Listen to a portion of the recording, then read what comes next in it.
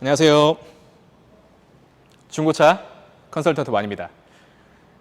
이제 이 차량은요, 스포티지 R 차량입니다. 오늘의 주제는 스포티지 R 고질병, 그리고 잔고장, 그리고 중고차 구매 시 꼭 알아야 될 두 가지를 말씀드리겠습니다. 여러 가지가 있겠지만 이 두 가지는 꼭 알고 계셔야 돼요. 첫 번째, R엔진입니다. 그 다음에 두 번째, 조향계통이에요. 정리 한번 해볼게요. 이 R엔진 같은 경우는 고질병이라고 말하면은 조금 무한데 소비자 과실도 분명히 있습니다. 고질병이라고 하면 탓하기 전에 본인부터 잘 하셔야 되는 경우가 많아요. 뭐냐면 이 차 같은 경우는 이제 R엔진은 뭐 스포티지 R도 그렇지만 뭐 투싼 IX, 뭐 그다음에 카니발 R, 그다음에 뭐 소렌토 R, 그다음에 산타페 더 프라임, 뭐 아니면은 뭐 그랜저 HG, 그랜저 K7 이런 디젤 차량들에도 다 R엔진이 들어가죠. 근데 이 R엔진은 보통 안에서 쇳가루나 연료 계통들이 오염이 되는 경우에서 고장이 많이 발생을 해요. 고압 펌프나 인젝터 같은 경우를 다 교체를 해야 되고 심각한 경우에는 엄청나게 큰 수리 비용이 들어갑니다. 근데 그거는 이제 보통 주의하실 점, 보통 예방할 수 있는 방법이 있어요. 뭐냐면 두 가지로만 추려볼게요. 첫 번째, 연료 필터를 잘 교체해 줘야 한다는 거. 보통 연료 필터를 잘 모르시는 분이 많아요. 엔진 오일 교환할 때 하는 엔진 오일 필터는 아시는데 연료 필터를 잘 모르세요. 연료 필터라는 거는 연료에 있는 불순물이나 수분들을 제거해주는 필터예요. 그래서 연료 필터 교체 주기는 보통 이제 뭐 네이버 이런 검색해보면은 뭐 3만 킬로에 2년이다. 아니면 어떤 차들 같은 경우는 매뉴얼에 7만 5천 킬로다. 뭐 이렇게 정해져 있지만 보통 제가 경험상 교체 정확한 주기는 한 4, 5만 킬로라고 보시면 돼요. 그때마다 교체를 해주지 않으면 이 안에 불순물을 제대로 걸러주지 못해요. 수분이나 불순물을 제대로 걸러주지 못하기 때문에 이 연료계통에 안에 이제 불순물들이 들어갑니다. 그래서 고장을 일으키는 거고요. 그리고 두 번째 문제는 뭐냐면 기름을 잘 못 넣으시는 경우가 있어요. 보통 주유소라고 다 똑같은 주유소가 아닙니다. 보통 순환이 빨리 되고 연료 관리가 잘 된 주유소를 써야 돼요. 보통 연료 이제 순환이 빠르지 않고 보관이 많이 되고 장사가 잘 안 되는 데나 아니면 고의적으로 요즘같이 고유가 시대에 디젤 연료가 비싸잖아요. 그러다 보니까 고의적으로 다른 오일들을 등유 같은 걸 섞어서 파는 경우가 있어요. 그런 경우를 주의를 하셔야 돼요. 그런 경우가 요즘 세상에 어디 있냐라고 하시는 분도 있는데 실제로 제 지인이 이 연료 이쪽 감사하시는 분이 있거든요. 네, 그분도 알려주신 겁니다. 그래서 실제로 그런 경우가 있기 때문에 주유소를 잘 선택하셔야 돼요. 연료가 무조건 싸거나 막 구석진 곳 말고 되게 활성화되어 있고 순환 속도가 빠른, 그리고 주유값도 기름값도 적당한 그런 주유소로 가시는 게 좋고요. 그리고 연료 필터 관리 잘 해주셔야 되고, 그리고 만약에 이건 또 뭐 굳이 알려드리자면 겨울 같은데 얘네들은 수분 관리가 좀 필요해요. 겨울에는 이 디젤 차 같은 경우는 연료를 한 50% 이상은 항상 넣어두시는 게 좋습니다. 연료가 너무 없으면 수분이 많이 발생하기 때문에 그 수분이 차 엔진에 좋지는 않거든요.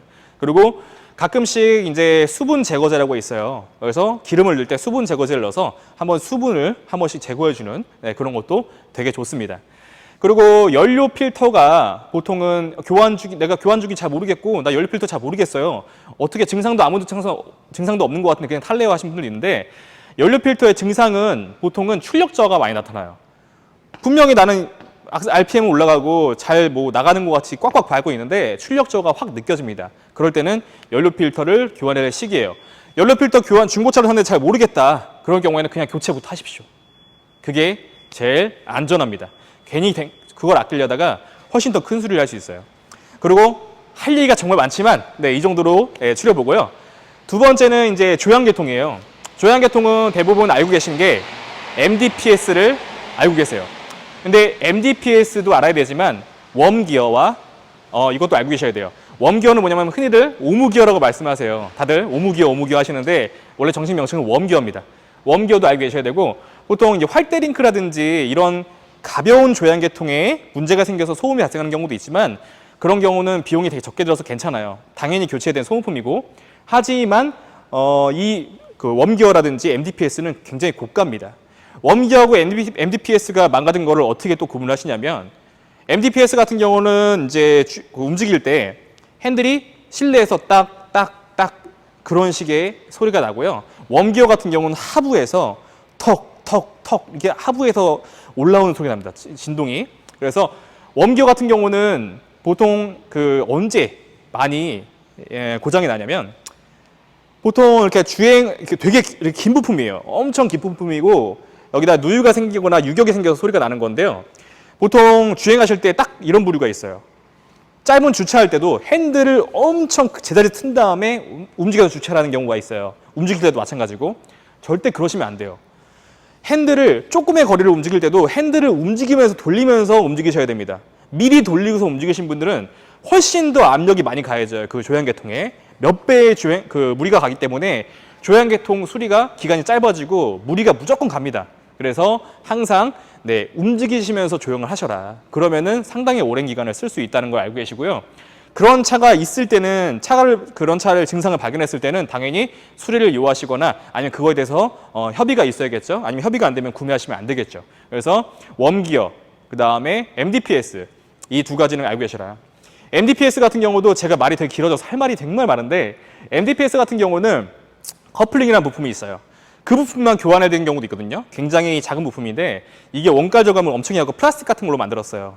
근데 그거는 보통 무상 리콜 돼요, 커플링 이렇게 말씀하시는데 이런 스포티지 차량 같은 경우는 이 커플링조차도 저렴한 부품조차도 리콜이 안 됩니다. 왜냐하면 보통 현대 부품이 들어가야 되는데 10,000개 들어가요, 얘는. 그래서 그조차도 안 됩니다. 그래서 알고 계셔야 돼요.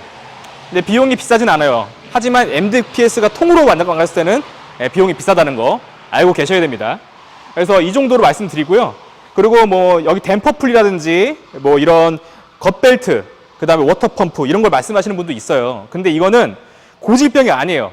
이거는 차량을 한 12만에서 15만 탄 차량들은 한 번은 교체를 꼭 해주셔야 되는 건데 교체를 안 해서 생긴 거거든요. 그래서 이런 벨트 부분이 엄청 금이 많이 가 있고 굉장히 딱 눈으로 봐도 문제가 보여요. 그거는 딜러분들이 그걸 볼 줄 아시는 분한테 구매하시면 됩니다.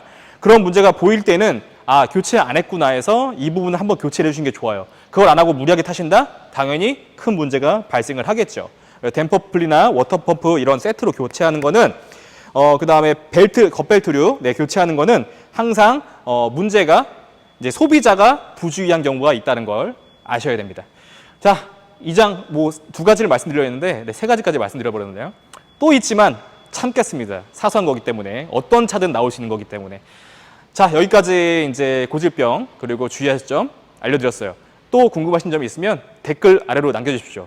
늘 라이브로 찍기 때문에 말이 엉키거나 부족한 부분이 있더라도 조금만 이해해 주십시오. 제 스타일입니다. 이상 영상 마치겠습니다. 많이었습니다. 고맙습니다.